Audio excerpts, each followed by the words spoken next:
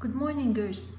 Today's lesson is 4.6 Triangle Congruence by Angle Side Angle, Angle Side, and HL. Now, we already studied this case, two angles on one side, and this one, two angles on one side, but as we said, the side isn't necessary to be between the angles. And today we're going to study this one. Okay, and this is an example 4 of the lesson. Now, before we study this one, let's go over the challenging question that I've asked you about yesterday.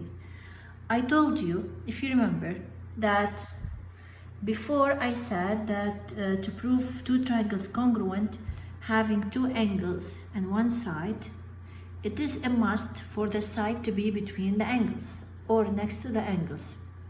Then the next day I said that it is okay if the side is not between the angles. Why? Why this condition was a must before, and then we said it's not a must.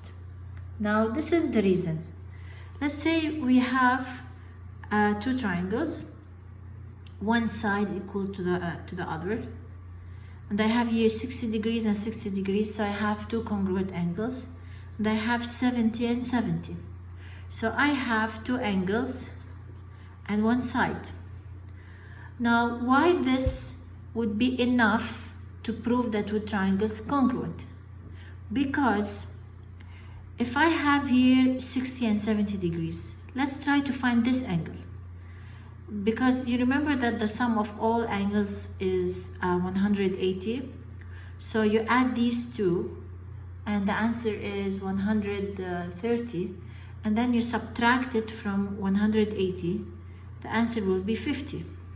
Same here, you add these two, and the answer you subtract it from 150. So 60 plus 70 is 130, 180 minus 130, it's 50. So now, if you look, I have side and two angles next to the side, and I have a side and two angles that are next to the side. So now I have the condition that is angle side angle, where the side is in the middle between of the two angles or adjacent next to the two angles. For that, if you have this condition, if you have this, as if you have this one, because the sum of the angles is 180. If you have two angles congruent, so automatically the third angle is congruent to the third angle. Okay, for that you can use any of these. You can use this one or this one to prove that two triangles congruent. Now this is for example 2 and 3. Example 4 is way easier than this. It's about congruence by HL. Now H stands for hypotenuse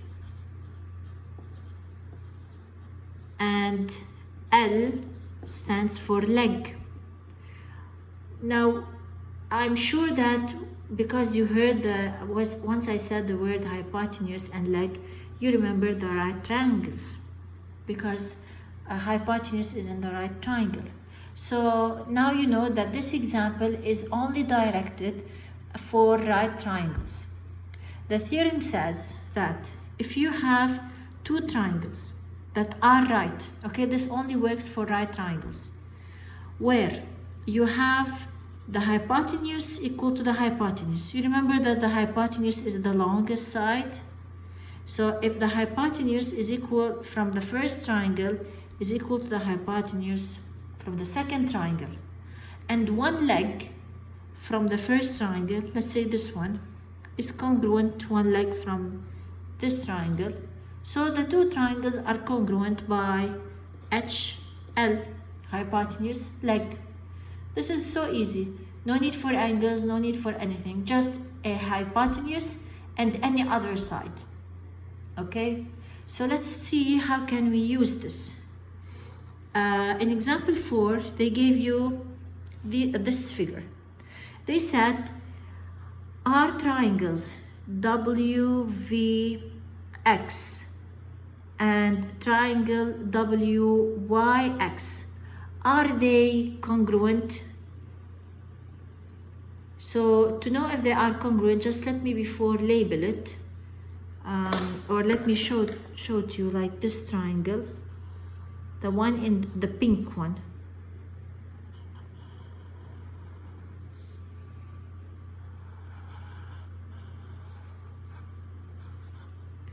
They're asking if the pink triangle and the gray triangle, if they are congruent.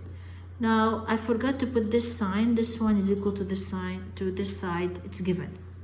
So, first, in the pink triangle, you can see that VW is equal to YX in the gray triangle. So, VW is equal to YX.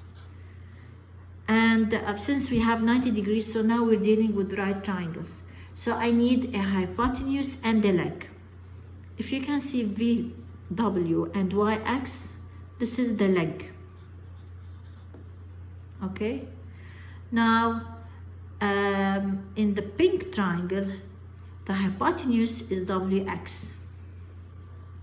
And in the gray triangle, the hypotenuse is also WX. And since it's common, it's a common side, so we also have the hypotenuse of both triangles equal.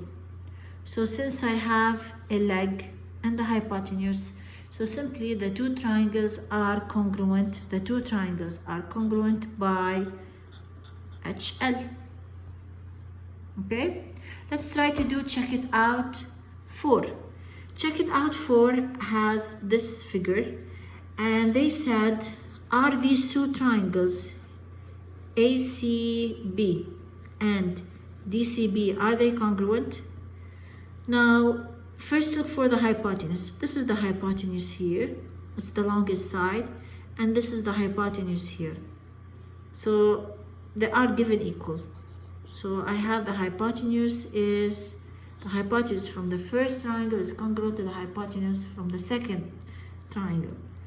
Now I need a leg. You can clearly see that BC is a common leg. It's a common side between the two triangles. So I also have a leg. I have a hypotenuse and a leg. So the two triangles are congruent by HL, hypotenuse leg. Don't forget that this method is only applicable to right triangles, not any other triangle.